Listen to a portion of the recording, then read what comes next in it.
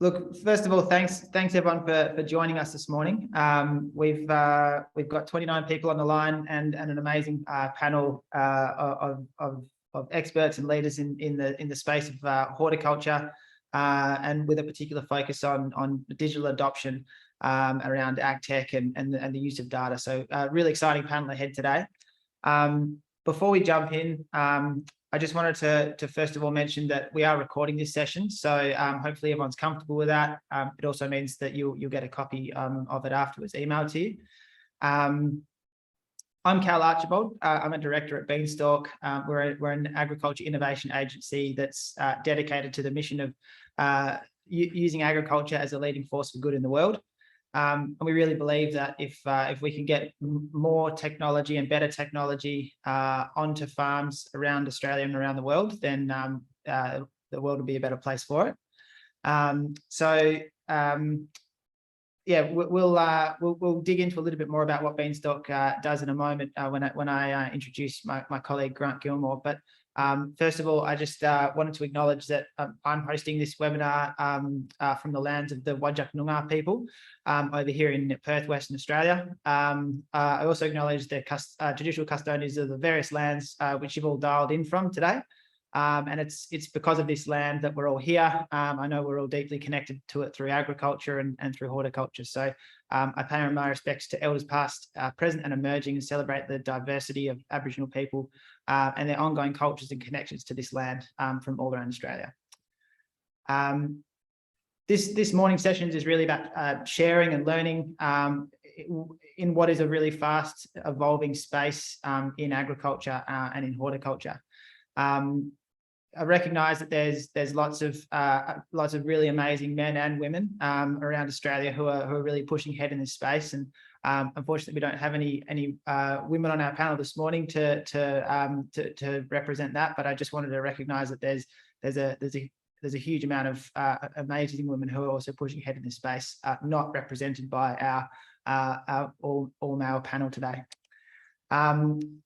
Yeah, like I say, we're really lucky to have some absolute leaders in the space to speak to today. And what we're really hoping to do is kind of dig into the weeds a bit and really talk about what does it take to really digitize a horticultural operation. Why would you do it? What are some of the lessons learned along the way, and some of the sort of successes and failures and that sort of thing. So we have, first of all, we've got Neil Delroy from Jasper Farms, or sort of ex-Jasper Farms. Neil has scaled one of Australia's leading avocado orchards, and has really done that in an incredibly disciplined way, around focusing on culture and systems and processes and putting science into practice. And so I know a lot of people know of Neil and know of his work, and so really looking forward to hearing the sort of the how did I do it story from Neil. Great to have you along this morning, Neil. We've also got Peter O'Donnell. Peter O'Donnell's leads the charge at Southern Cross Farms, which is a permanent tree crop manager out of the Sunraysia region. They are one of Australia's largest citrus managers, and also cover table grapes, wine grapes, avocados, and almonds, amongst other things.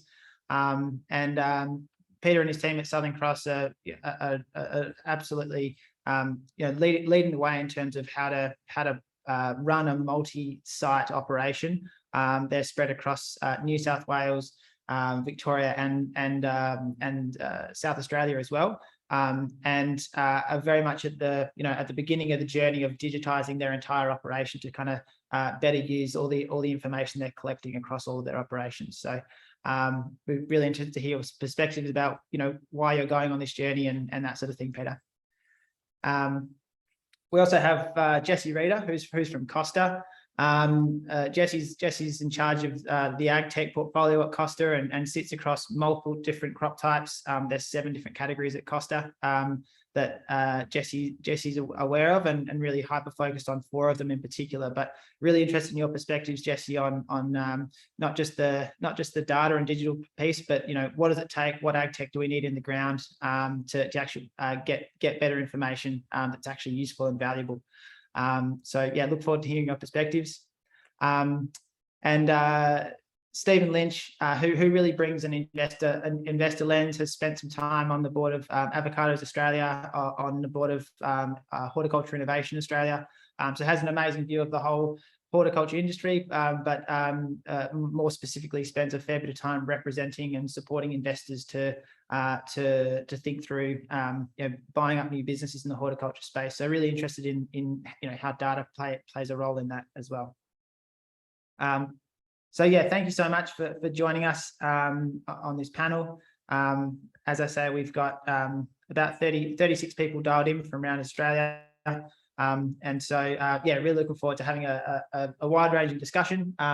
We'll have a bit of a chat, and then we'll save 15 minutes for Q&A at the end. And then, like I say, we'll have a chance to follow up afterwards for anyone who's got further questions and that sort of thing. So just to kick us off and set the scene, I'd like to pass over to my friend and colleague Grant Gilmore, who leads the charge for us at Beanstalk in our digital team. I know Grant and the team have a fair few learnings from looking at lots of different businesses who are on this journey, and thought we might set the scene by just sharing a couple of learnings that he's seen through his time. So yeah, thanks, Grant. Thanks, Cal. Appreciate it. Hello, everyone. Grant Gilmore's my name. I actually grew up on a cattle farm, so nothing to do with horticulture. We did try grow a few potatoes, drastically failed in Zimbabwe.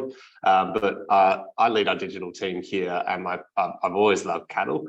So I've worked a lot helping digitise some of Australia's leading cattle producers in terms of digital. And I tried to petition Cal to name this webinar what the horticulture industry could learn from the cattle industry, but he vetoed that probably quite correctly. But I'm going to set the scene today with a couple lessons learned very, very quickly from our experience doing digital in agriculture, with some pretty specific cattle examples. So I'll share that over now.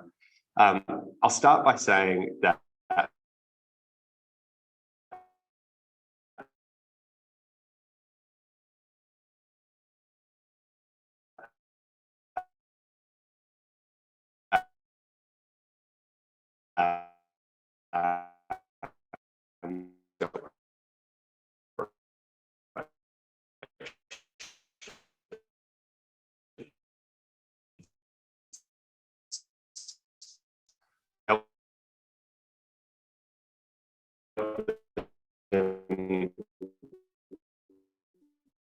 number two, increase in revenue and cash flow.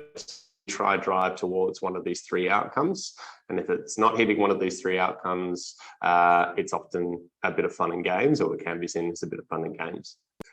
And so there's three lessons we've learned in trying to achieve one of these three outcomes.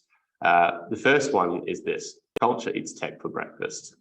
Digital adoption isn't about your software. It's not about your hardware, your tools. It's not about some fancy new tech that you bring in. The fundamental basis for success of digital adoption is your people. And we've seen this time and time again. And there's two sub-lessons within that, is that it's so important to bring your people on the journey from day one. They understand, or even day -1, they understand your business better than any software provider or solution provider will. And they understand the pain points that need to be solved, and they understand how to do that. And it's so important to bring them along the journey from the very, very beginning. Corollary to that, the second lesson in this is that it takes time. Digital adoption and digitization doesn't occur in a month or 2 months or 6 months. It's years until it's done right and it's embedded within the culture of an organization. And that's where the real value comes. When your people trust the data they're seeing, they are collecting it accurately and it's robust, and they're using it, most importantly, to make decisions that actually add value to your business. That takes time. Often we do this over 2 years, depending on the size and the maturity of the business, 2 years to really let it settle from the very beginning. But it can take even longer. The old adage of people, process, then tech, we add one more to that: process again after tech.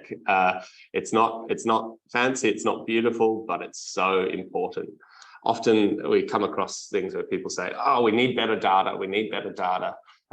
This problem will be solved by better data. And actually, half of the time, or more than half the time, the data is there, but the conversation around that data isn't happening, and the digital tools.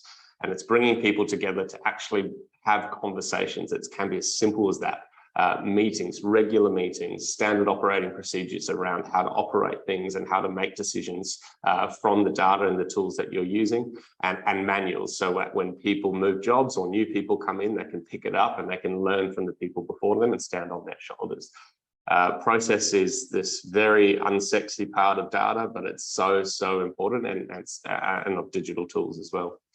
And the third one, very quickly, is we see this time and time again. People bring in a software solution to solve a problem in their business, and they think that's going to be it.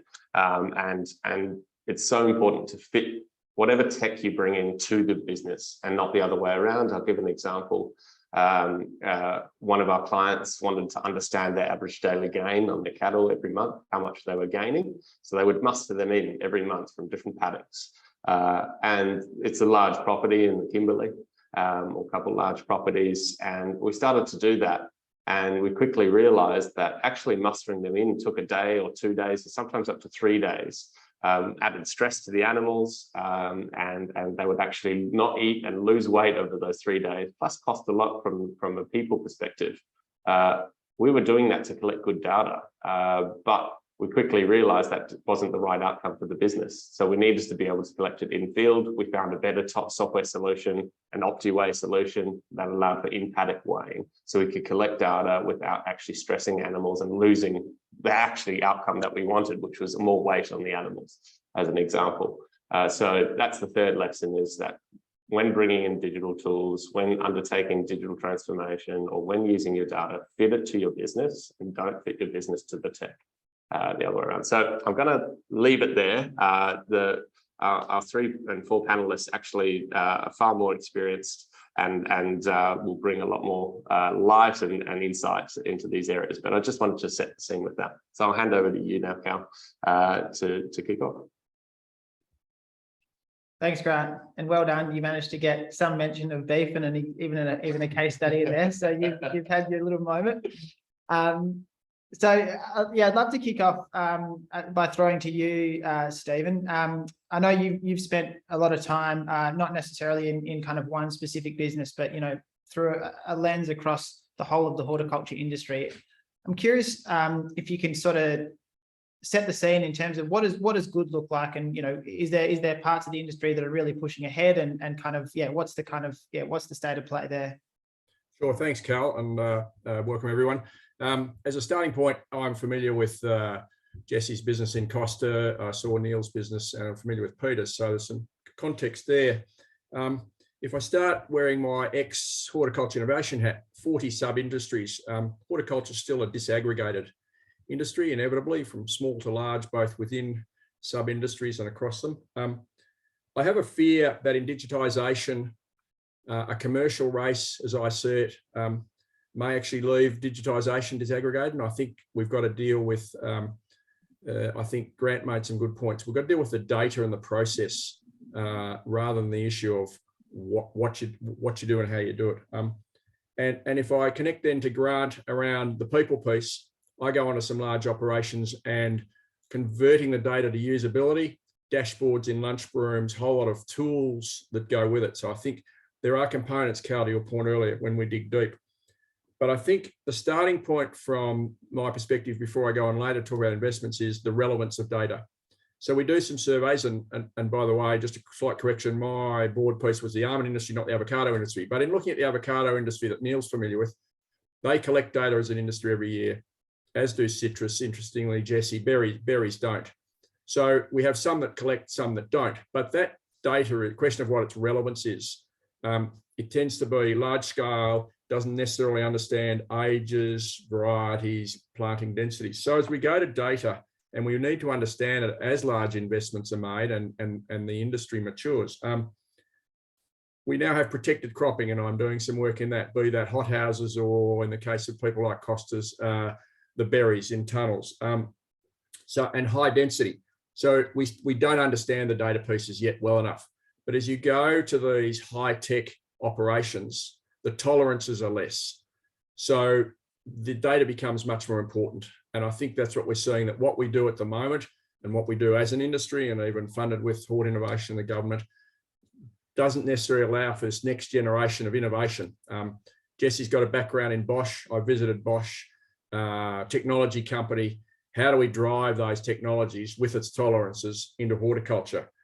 I think, you know, and I know Neil went international to look at data, and he looks at the mining industry. So I think it's how do we bring all those together, Cal, and get the data we do have, as well as data we don't have in some of our areas of horticulture, to a meaningful end, both the integrity of the data and then that interpretation to grants piece about how people use it on the ground, the operators as well as the managers and the boards, because we're not there yet. There's still a journey to go and some challenges, but we should look at them in a wholesome way from what we've got at the moment, which is a fairly low base in horticulture. Thanks, Steve. And well, I might pick up on that point that you mentioned. Neil, you've spent, you know, you were doing this before it was cool, and you've been looking at this space about how to use data better in your business 10 years ago. And you know, I know you're playing around with early access databases and that sort of thing. Can you tell us about your journey to in the sort of data and technology space at Jasper Farms? You just unmute there.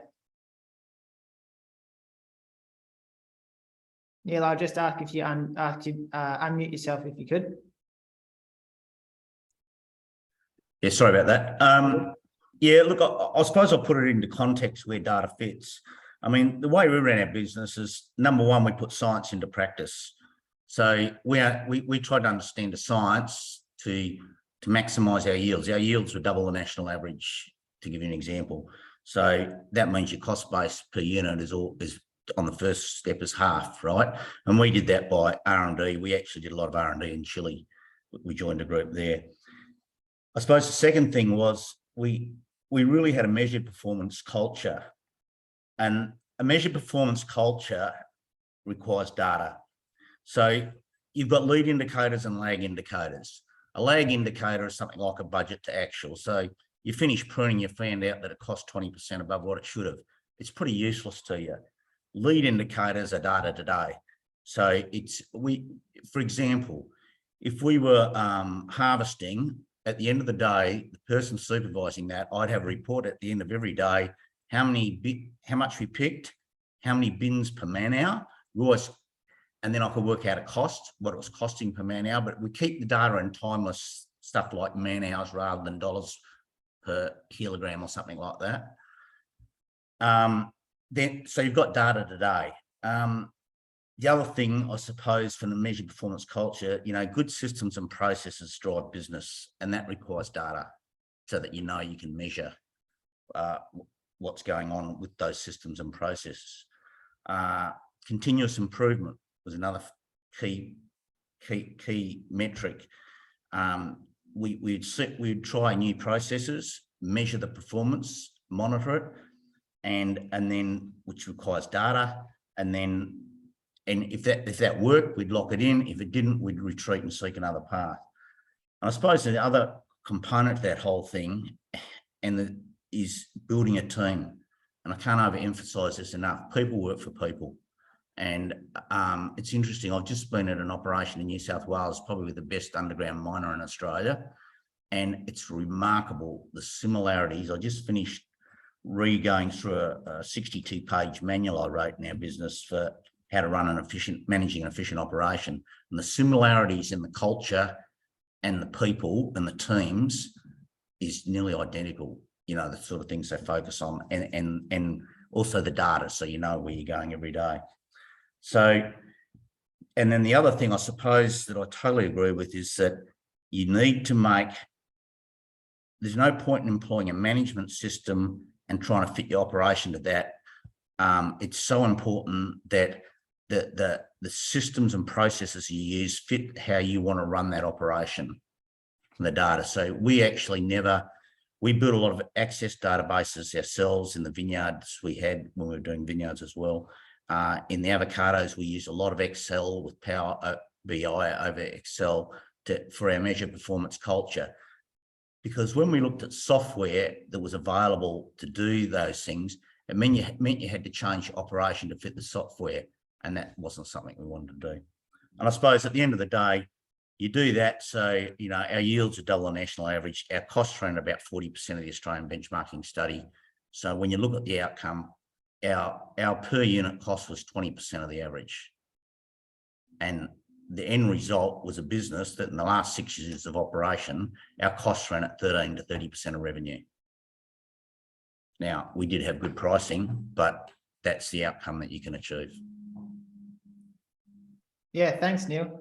I've got some more questions on the actual practical, collection of the data, but I want to throw to Jesse. I saw lots of nodding coming from you when Neil's talking about not letting the tech drive the direction of how you run the business and that sort of thing. I mean, cost is a huge operation. Multiple different crop types and spread out all across Australia. I'm curious how you think about ag tech, and how do you think about that? That sort of at the coalface gathering of good information, and making sure that it fits in with the business rather than the other way around. Yeah, thanks, Cal. It's a good question, and I'm still working it out. We have some obvious, I guess, let's call them limitations, in that we have this tyranny of distance. So we're spread. So you've got initially your team is spread or fractured. We have multiple crop types.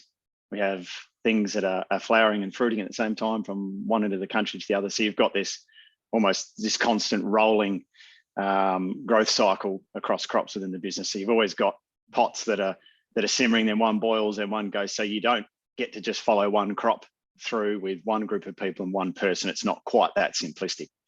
That said, that's not code for an excuse. What we've done is we're eating the elephant in bite-sized pieces. So we pick off.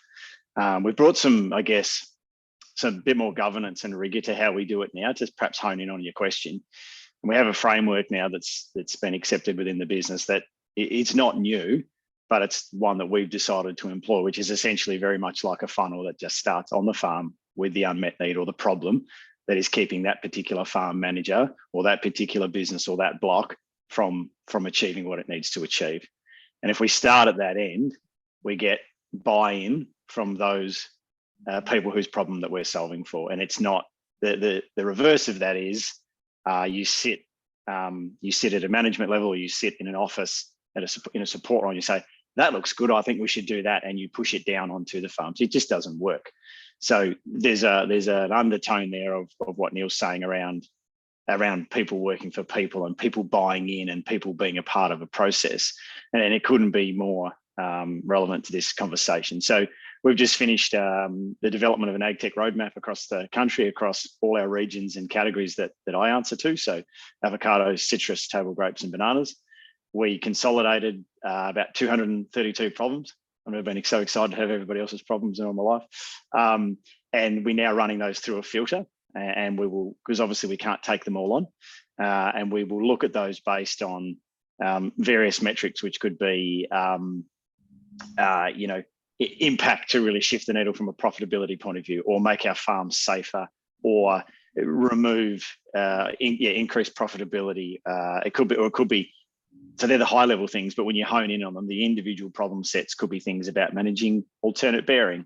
They could be about increasing pack out in a variety. And once I've got the regions to hone in on what they're prepared to own and stand behind and then support, we then drop it into the next phase, which is probably what your space would call an ideation phase. So that's where we would sit and say, what are the many ways in which we could solve this problem? So rather than just going and grabbing something off the shelf, or the local manager says, oh, we had a rep drop in last week that said this would fix it, we say, no, let's just stop for a minute. And we might come up with 15 ways to solve that problem. And then we just run them into a really simple 2x2 matrix, which could be ease of implementation versus impact, or it could be cost versus whatever. And very quickly, some things will rise to the top. And we say, all right, we've got 3 possible solutions that we've all bought in on and agreed. Now, how can we do that? Is that an R&D component? Are they Is there actually a service provider that could deliver that straight away? Is there actually some learnings from an adjacent industry where there's actually no tech involved here, but it's a way of thinking, or it's better agronomy? And so we'll look to adopt it in that way. And then the step after that is pretty logical. It's trial / proof of concept. You would move it into that phase, a very clear set of objectives, what you're trying to achieve, how you'll assess it. Is it user experience? Is it an improvement in, is it more accurate? Is it more cost effective? Whatever that is you're assessing. We have a committee that would sit behind that, again, which is built from the original person who said this problem needs solving. We would assess it in that particular timeframe, 6, 12, 18 months, depending what's required. And then you'll either do one or two things, and I'll wrap this up because it's a fairly long-winded answer, but you will either, if it was a failure, you'll assess, I won't call it a failure, let's say it didn't meet expectation. You'll either scoot back and say, what was solution 2 and is it more appropriate? And was there an issue? Could be something as basic as what we were told was going to work. Maybe we were sold up the river and it just didn't deliver, or perhaps our assessment of it being the right solution was incorrect. So we can go back. Or B, we recommend it for more broader acceleration, likely more funding, and B, that's where that scaling piece comes in. So we won't just do it in block 1, we'll do it in blocks 1, 5, 9, 7, and 10, or we'll do it in all citrus and mildura, or we'll actually now extend it. So you're extending this out in a measured way such that hopefully you trip over less, you bank more winners, and you give, and in my organisation, we give those people right through, all those stakeholders, some confidence in the way in which we're assessing our investment into agtech. Thanks, Jesse. Peter, I know a lot of that's going to resonate with you. I mean, you've been thinking and acting on this, for a fair while, and you're on the journey to better agtech adoption and better use of data across your multiple operations. I'm curious about any, or if you can just kind of paint the picture of where you're at on that journey, and any learnings or kind of false starts that have been that you might be able to share as well. Yeah, thanks, Cal, and that was great, Jesse. It was. I'm surprised if you haven't already filtered it down to 232 problems. I feel like there's probably been more than that, but that's a great start. I love the idea that the conversations have been around that it starts on the farm and it's got to finish on the farm. So unless the problems are clearly identified at farm level, particularly the buy-in at the start, unless the solutions can be implemented at farm level at the back end, the whole circle doesn't work. So I think that's a great lesson that everybody's sort of already alluded to. Find the right problem as well as one of our great challenges there is that there's a lot of problems there, but we've got to fix the right problem for the right outcome for the farm, for the location, for the people there that implement. We've had lots of challenges and a lot of learnings there and a lot of missed starts. And I'd say that the big mistakes we made early is trying to find that software, particularly around farm management software, trying to find software that fitted our organisation. And then we've had probably 3 false starts with that regard along the way. So I think what Neil said particularly, and Jesse there, is don't let the tech drive you. I think we all get half a dozen phone calls a week through our organisation of a new tech piece, a new fertiliser, a new application, new machine, a new way to look at imagery. We just need to really start with the problem first and then look for the tech behind that. So that would be my best advice. Big mistakes we've made is to get excited by new and shiny. Yeah, thanks, Peter. I want to dig into that and sort of just geek out on that a little bit in terms of it's easy to say let's choose the right tech, but it's pretty overwhelming. There is so much out there, and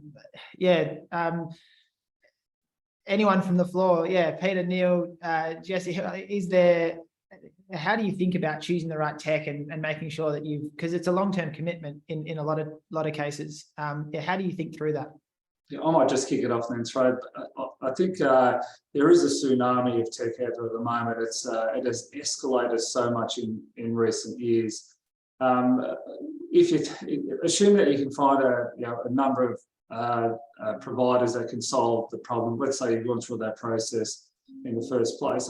I think probably as we think about our tech solution, make sure that that tech provider has a vision themselves about where they're taking their software or where they're moving forward to, because we will want to grow that tech in some way, if they don't also have that growth trajectory, that they've got resources and R&D budgets and development people behind them to take their tech to the next level, then we're just going to be either held back by them, or we're going to go and try and find other solutions. So maybe just one advice, and I'll throw it out. The others is make sure that tech company has a growth plan as well. Yeah, I'll grab one comment and throw to the other guys. It's a really interesting position we find ourselves in, because we've still got very much an immature, emerging space in ag tech. Like, as busy as we might say it is, and no question, you just got to read where the money's flowing and look at all the numbers. But you're still dealing with a lot of young companies, startups, very well-intended, passionate people, but in a lot of cases still haven't even settled on the direction they're heading. You know, it's just that might be where they're at the time.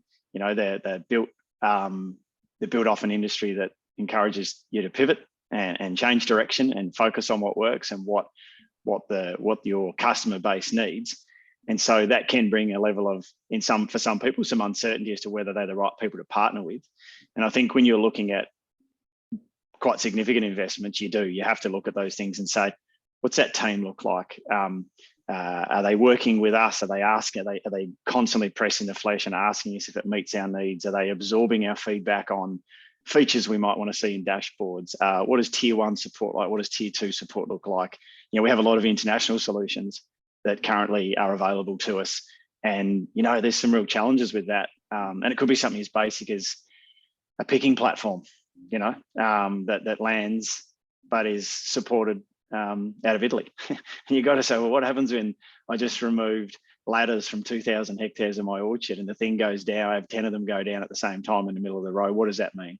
And what does support look like? And I'm not just trying to pick on that as an example, but support the relationship. We probably take an approach of a little bit more slowly, and make sure that we spend more time perhaps looking at what they do, how they engage in other industries, be more thorough on the trial piece. It's just you know, there's a courting process. Cal, I made the similar comment earlier about not letting the commercial driver of the digital company drive the process. It comes back to that earlier comment of Neil's, I think, of starting on farm. And what I see from Jesse's comment is the companies, particularly big companies, as Jess says, who can do research and afford it, looking for a solution that covers a whole lot of issues. So if Jesse does have his 200 and whatever number of problems, I think in this, as we describe at this early stage, you've got to be careful trying to find one package and then linking them all in one go. Maybe you've got to compartmentalize the priorities, and you may still have two different bits of, let's call it software, two bits of digital initially to do quite distinct things. You've got the technical piece on the farm versus Neil's COPs and financial piece. So if you try and run too fast and bring them all together and get a software writer to link them all, then you're creating a solution that only a Bosch or a BHP can afford to stick a heap of people in a room and deal with. So I think you need to have a stepwise strategy to this, which is going to take some years as the whole space adapts. The concepts are there. We know they're all dealt with in the other industries, but it's the adaptation. And on farm, you've got all the other noises going on around you, which I'll talk a little bit about later, but I think be wary about trying to package it all into one solution. That's my take of all of that.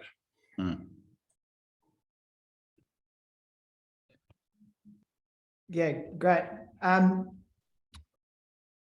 Stephen, while we're on you, I'm curious from. I mean, you spend a lot of time advising investors in terms of looking at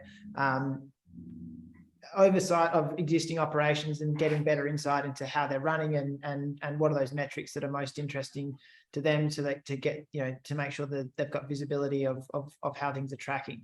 But then also, you know, I know you spend a lot of time advising on the kind of buyer side, looking at new acquisition of new horticulture assets and that sort of thing. From that lens, yeah, how is data playing into it in terms of, yeah, like how are you using data or sort of, yeah, what's happening there?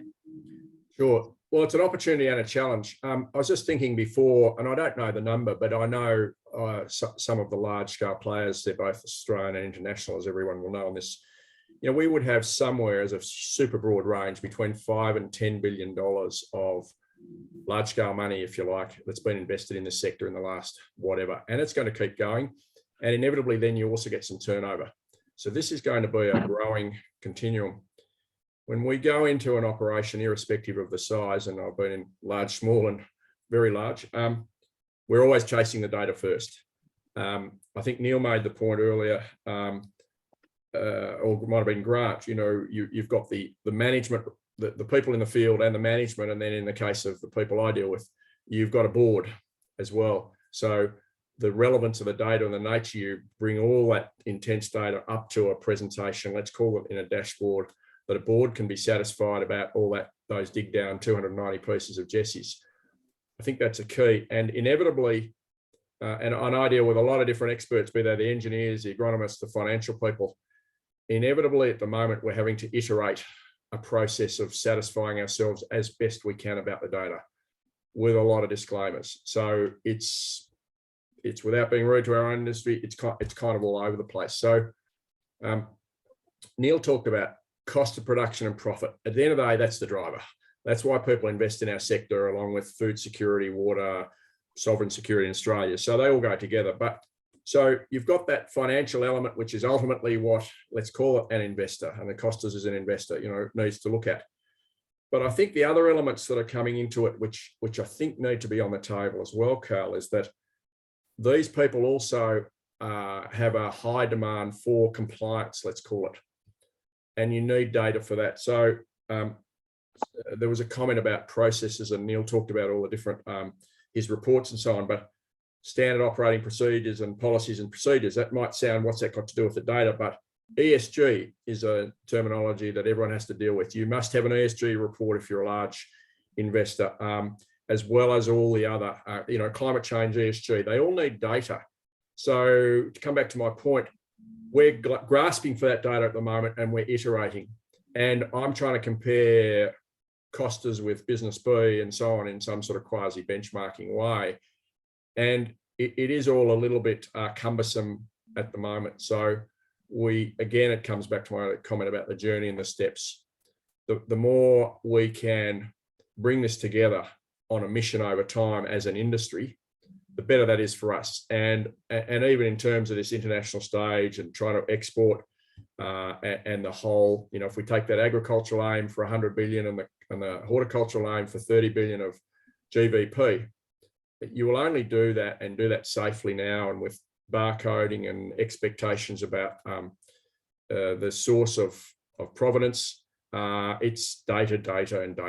And so the people writing those checks at the top end need to at least know from a board level dashboard that underneath that there's a powerful, safe set of data. And that's the pressure that's on people like me all the time, is how good is the data you're giving us? And there's obviously a whole mix of answers to this multi-dimensional matrix of data. And we've just got to keep driving to that end, in a consult. You look at Neil's business or Jesse's business or what Peter deals with, there's data there. It's how do we bring that together in a fashion where it's usable to that end point. Neil, you have scaled a business from almost nothing through to the point where some of these groups that Stephen's alluding to, ultimately took over the business. What do you wish you knew at the start of that journey? I mean, what if you could go back? Like, what would you tell yourself 10, 15, however many years ago it was?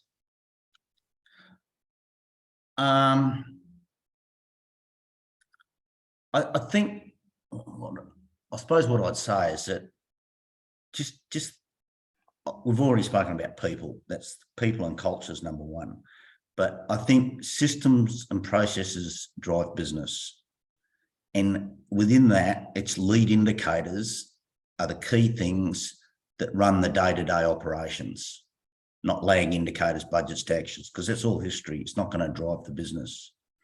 And one of the good things about data and technology, I think what's happening, especially in corporate agriculture, technology is overcoming a lot of the barriers to running corporate ag. I mean, corporate ag has traditionally been a graveyard, but what a lot of this technology and data is doing is enabling to run at a corporate scale because you have good data that you can use. I suppose that's the key thing for me, and it's just been systemized. I mean, it's I think Jesse, I think you're talking about systems of how you go through things. When we used to use an acronym called FADE, FADE, and focus on what the issue is, analyze it, develop a plan, execute the plan, and monitor the result. So it's a circuitous route. So focus, analyze, develop, execute, and monitor. And that, I think you can apply that just about to anything you're doing. And if you're going to use data is just another tool. It's just a spanner looking for a nut to put it on. And if you've got the right nut, if they fit, you use it. So in summary, I think it's just a journey and of continuous improvement and learning is reality. Thanks, Neil. And Jesse, you've got so many different types of businesses, and to pick up on Neil's point there, they're all, like you said before, at different points of that journey. But at the end of the day, you've still got requirements to report that sit across all of them. So I'm curious about how do you manage the tension between some businesses being potentially more progressed and having data and everything and ag tech at their fingertips to be able to make better decisions, and others kind of still on the journey. And like, how do you think about that across a complex operation like Costa? You told me before I came on you were going to ask me a few easier ones of this one. It's incredibly difficult. I think one of the first things we've put in place, this will seem incredibly elementary, but we had purposely developed a decentralized business. So that was the intent. That was what was built. There's GMs in each category, P&L responsible, away you go. But the biggest missed opportunity is knowledge transfer, learnings from mistakes, successes, wins, how to, in what, to be fair, when you break it down, some pretty similar crops. Appreciate when you get into the nitty gritty, they're different, but there's a lot of base knowledge that could be transferred. So when we brought together trees and vines, which was those 4 crops that I mentioned before, one of the greatest things we could do there was to then kick off a continuous business improvement group that would sit down and tackle topics that had relevance to all of them. And it could have been about, this pretty boring stuff, but because we've got to get the 101s right first before we worry too much about the sexy stuff. But it could have been about spray drift or spray volumes or managing a particular pest, or how are you doing your mating disruption? Because it's sort of, well, how are you finding this product? And I used to get off a call with the Avo guys and get on a call with the citrus guys. And it's like, I wish these guys would chat. They're sitting they're only sitting down the hallway from each other, And so that was the first thing to overcome. I think we've done that reasonably well now, and we're starting to see that flow through. And what that's also allowed me to do is, and to be clear, horticulture is not heterogeneous. There's not just one thing that you just roll out across all your categories. However, it's allowing us to tackle significant problems like cost, availability, retention of labour. And do we have tree crops where we're picking at similar times, and can we share labour units? And is there ways we can do, assist with that labour challenge or that harvest challenge? So I think we're doing that fairly well, but I'm really conscious that I can't come up with these one-size-fits-all solutions. So we do compartmentalise when we're looking at solutions for each category.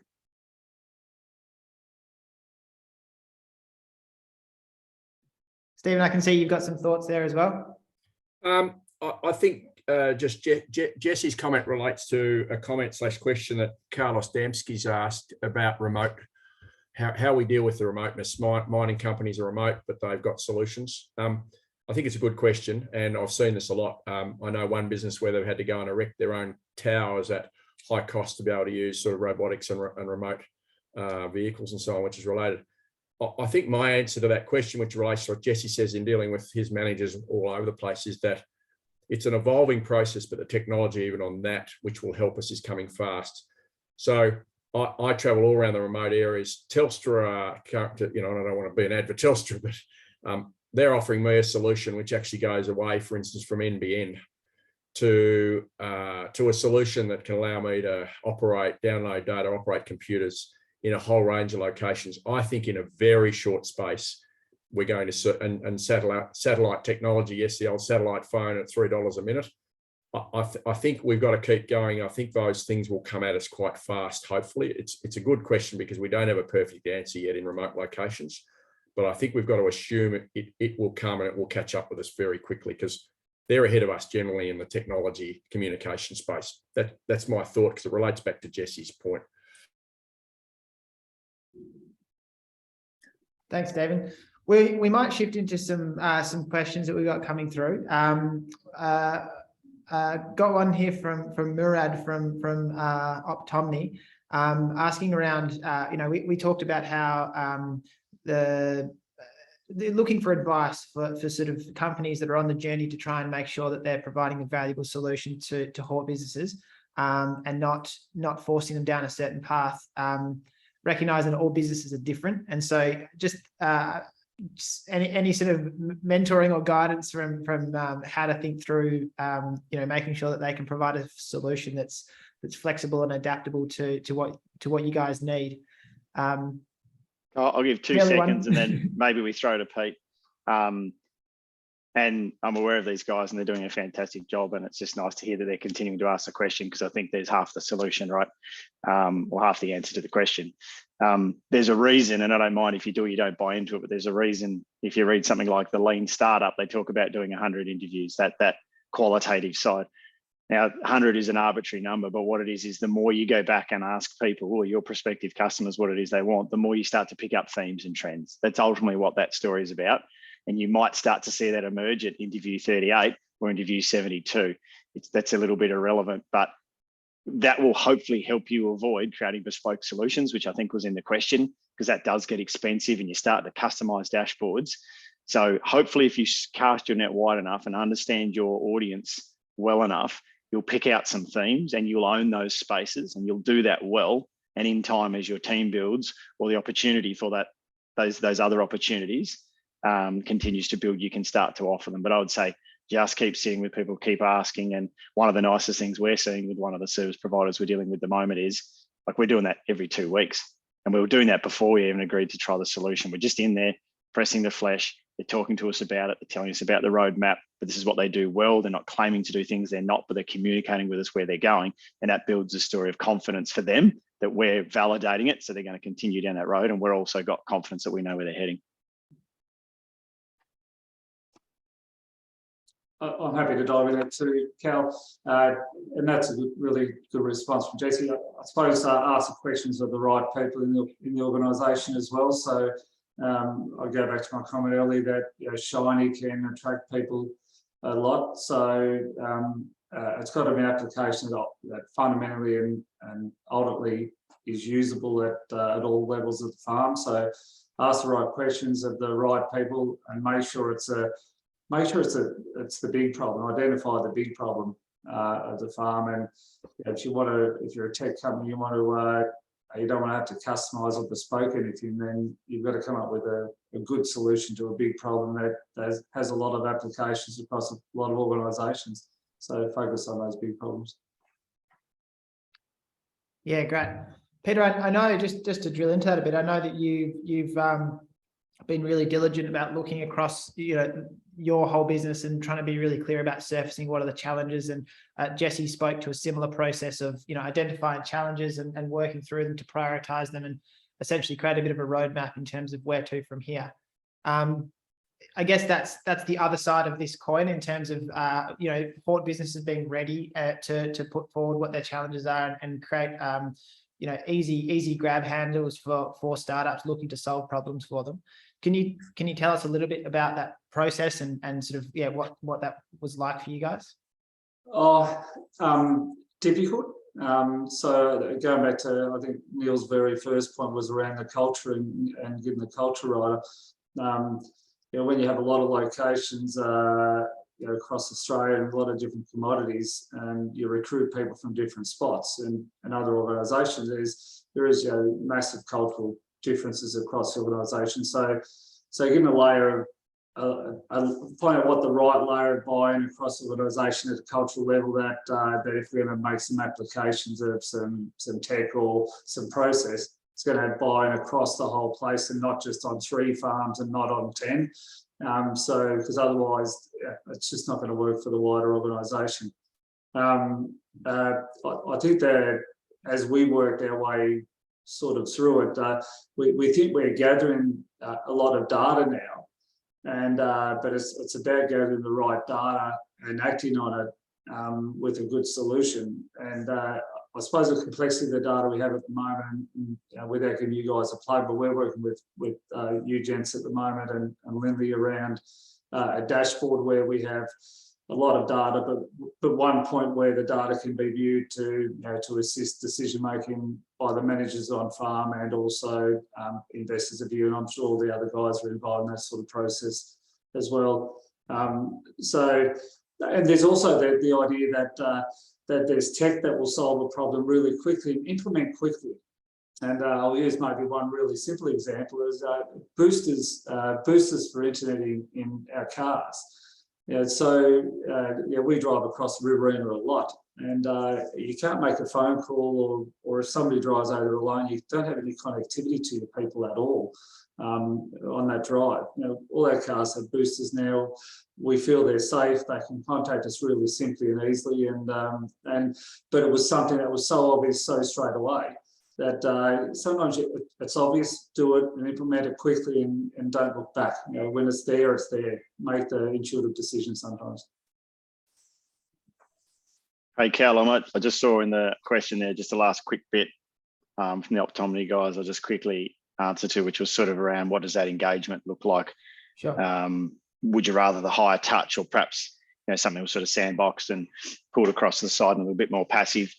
That's an individual business response. You probably get a different one right across the panel here. I'd rather take less on in our business and have higher touch on it personally than be scattered and be like, yeah, okay, come back to me and have this thing working in the background and I get an email update or something. It's just high risk for failure on integration or adoption. And so would much rather someone's pestering me because they want to have a weekly catch up on how we're seeing it and how it's rolling out than that.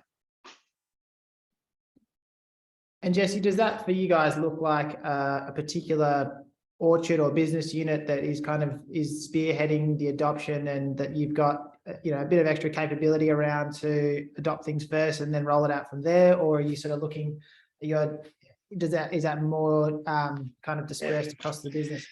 No, you're spot on. The biggest risk to my role and how I guess it being impactful is I come back to that, having a local owner, champion, sponsor, call them what you will, that buys in and says, I'll come on this journey with you to embed this into our region. And so I do strategically pick my battles, or that's code for pick my people. And if I've got someone says, yeah, I'm on the same page, I believe in this, I agree we need to solve for it, I like where you're going, I like what you've presented, you hone in on those, you wrap them up and you don't let them go and you work with them. And then you use those guys, because our farm managers like to hear from other farm managers. So you talk about, this is into that discussion of who influences who and who's the decision maker, who's the buyer, who's the payer, who's the saboteur. You work your way through that persona piece, and it's important that I know who all those people are, and I get one, and when I get them, I then slowly pull them through and say, hey, Brian, I want you to talk to Michael because he's had a really good experience, and we case study it and we try and pull it across, and that de-risks the tripping over component that we sort of speak of. So I can't just spread it thin and spread it wide. We do it quite as a stepwise change, even within a category. Yeah, great. Thanks, Jesse. We've talked about a lot of the kind of learnings that we've all had along the way, and kind of we've talked about, I guess, what you guys have all been through to get where you are today. We've got 5 minutes left. I'd love to sort of just think a little bit about the future and just go around the group and get a perspective of kind of the technology or the advancements in sort of data and ag tech that's getting you most excited. You can be as creative as you like. You can take the timeline as long as you like. We can talk flying cars, or we can just talk, better reception. But maybe Neil, I'd love to start with you if you've got any thoughts. Yeah, what are you most excited about? And maybe just, yeah, flick off mute. You just unmute there, Neil. Yeah. Sorry, it's a bit in line with what Peter was saying about communication and having good access to communicating between yourselves. I totally agree with what Peter's saying. We did exactly the same thing. Communication is probably an incredibly important thing that people underestimate, and we did a lot to get better data. So I'd suggest, Stephen, the solution to some of your data problems is get Starlink. You know, these LEO satellites are going to revolutionize ag, to be able to get data in quickly, timely, and then to be able to communicate with one another effectively. I think in a nutshell, that it's probably one of the most important things in agriculture to overcome a lot of the barriers. Neil, could you just give us a 20-second, what is Starlink for those who don't know? Well, low Earth orbit, it's Elon Musk's low Earth orbit satellites, LEO satellites. So they don't have they have very little latency because they're spinning, he's got what, 12,000 or something up there, spinning around the Earth at high speed, low altitude. They have to go at high speed. They pass to one another so that you can get what's the download speed of about 170 megabits per second or something around that. So I think that's going to be, I honestly think some of that stuff's going to revolutionize agriculture, because you can effectively then use a lot of this technology that's out there. Great. In a nutshell. Yes, thank you. Peter, what's getting you excited? What's in terms of what's to come? Yeah, probably, well, it's probably a longish list, but I'd love there to be a better crop evaluations technology. We just, we'll see Jesse not in there, we just got into a citrus harvest this year when there's been to put it mildly, shitload more fruit than anyone expected, and being able to assess that early and crop lows, that makes a lot of differences right down the supply chain. I'm also really interested and excited about I suppose I'll use the head in energy, but how we utilise waste into bio masses to build. And we have a lot of waste products in our industries, and how do we utilise those in better ways, whether it's through energy or other applications? And then just the use of energy, different energy source, electricity, solar, diesel, whatever it is, you know, what's going to be the future better applications on energy. We're seeing a lot of issues around the world right now, so we need to get ahead of that game. Yeah. Thanks, Peter. Jesse, what about you? I'm sure you've got a long list as well. It's funny actually, because it's probably not as long as you think, and I'll be a little bit controversial. It's because there's not a huge amount that I think I can grab and run with right now. And I say that respectfully, and I'm as big a supporter of this space as anybody. But it was funny because I asked this question in a industry forum a couple of days ago of some panelists. I was chairing this session. I was like, tell me what's your favourite bit of ag tech you're using at the moment? The first answer was the DPI insect identification app. The second one was WhatsApp, because I can communicate with all my harvest crew. So you get the flavour, right? You get the flavour of what I'm saying, and it rolled down. And one guy was like, oh, there's something about a harvest management app. And it got slightly closer to probably what we're all affectionately referring to as ag tech.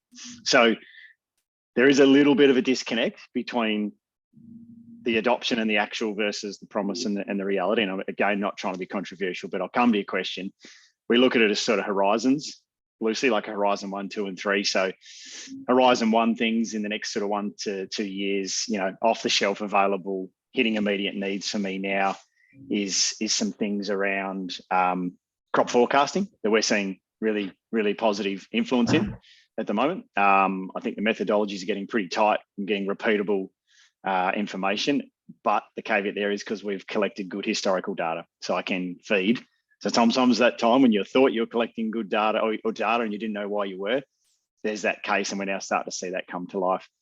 Horizon 2 stuff, 2 to 5 years, sort of more emerging, immature in nature, but with potential for a bit more step change. I'm really interested in, the waste conversation for sure.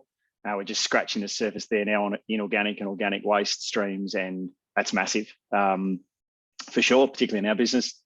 And also I'd say data layering, starting to see some really good stuff where, you know, where we can start to stack soil mapping with tree canopy variability with, you know, pack out data or colouring data, and you start to layer it and go, now I actually know where my variability is. Then I can start to entertain things like variable rate fert spreading or variable rate canopy spraying. But you can't go and grab those things if you don't have the underlying data set that Neil keeps talking about, which ultimately gives you confidence in that investment. And the last one is Horizon 3. You know, 5 years plus, got to have your eyes on it.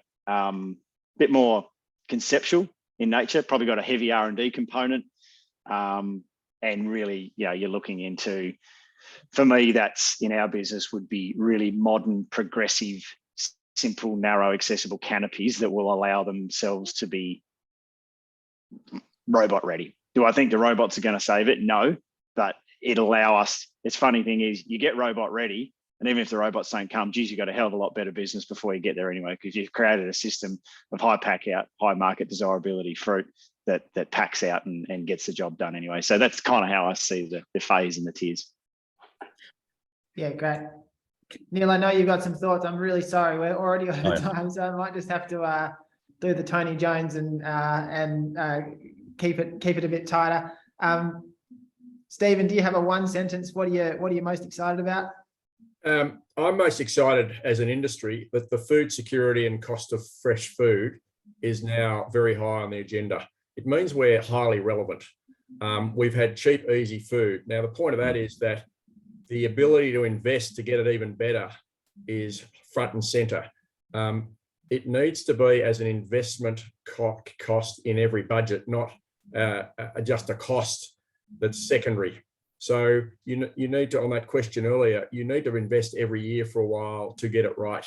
But people recognise it because there's more relevance in this whole issue around cost of food, food security. I think you bring the two together, and we've got the moment now to invest harder, but you've got to invest over time, not once. Great. In the digital is what I'm talking about, not the overall investment in this conversation. And so therefore today's forum is part of that. Everyone needs to be here for the long haul. Yeah, great. Well, sage advice and a good note to end on there. Thank you all so much for spending the time to come and share your learnings. I know we could go on for many hours, and I would like to say that we do have, you know, we'd love to run some more of these sessions. So please, love all your feedback. We had 46 or so people dial in, so there's certainly an appetite for more of this, and it feels like we've only just scratched the surface this morning. So yeah, thank you for everyone for dialing in. Please let us know what you'd love to hear more about in the future. Everyone who attended will receive an email, and we'll have a link to the session, so you can go back and re-watch it or share it around with anyone who you think is relevant.